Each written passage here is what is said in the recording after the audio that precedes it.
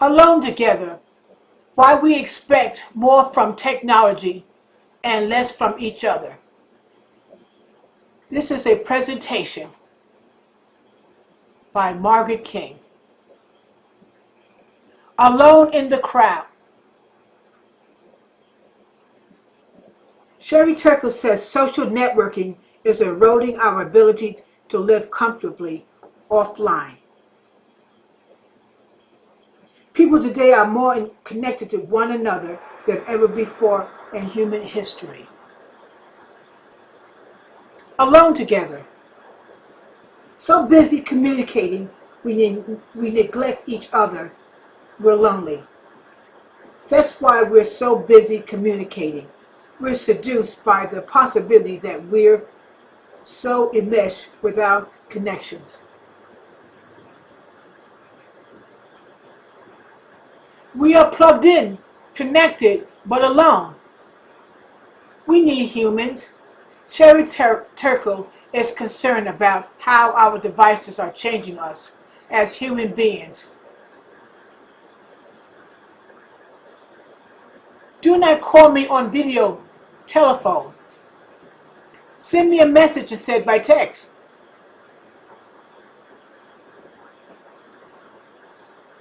The way we live now.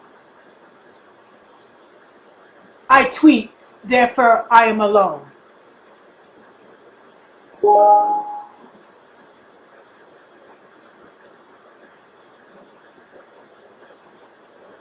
Raising personable children, even if they're glued to phones.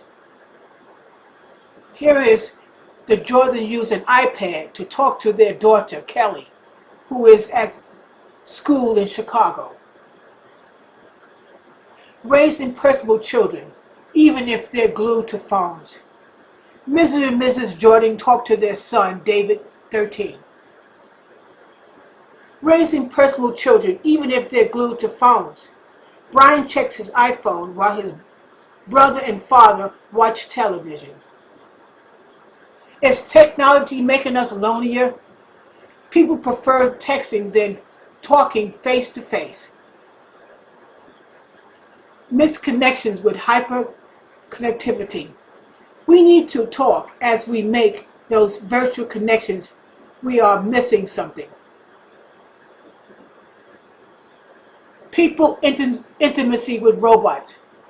Dependency on robot presents itself as risk-free.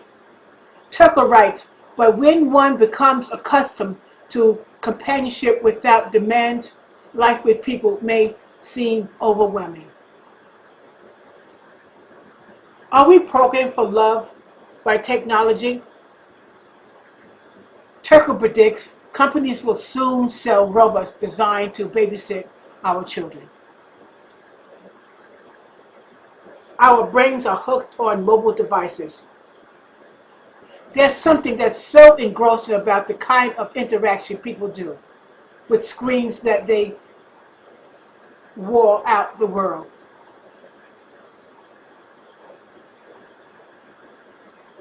Meet your new teacher.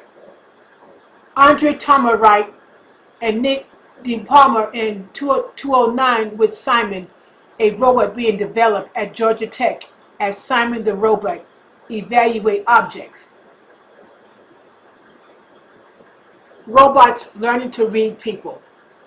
In a handful of laboratories around the world, computer scientists are developing robots like this one on the right. How do you program machines that can engage people and teach them simple skills? Robots teaching children how to read. An early phase of the Ruby project was tested with toddlers in 2005 at the University of California, San Diego. Teaching machines. Several countries have been testing machines in classrooms.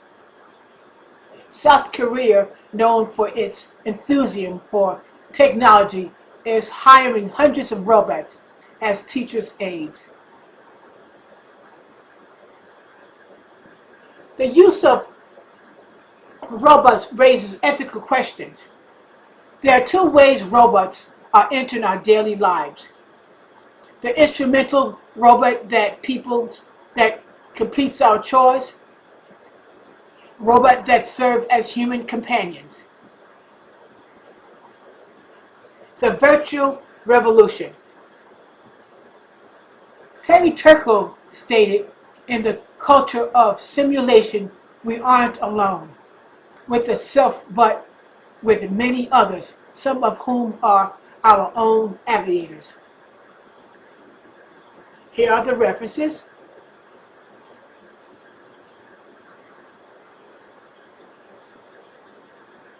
This concludes this presentation.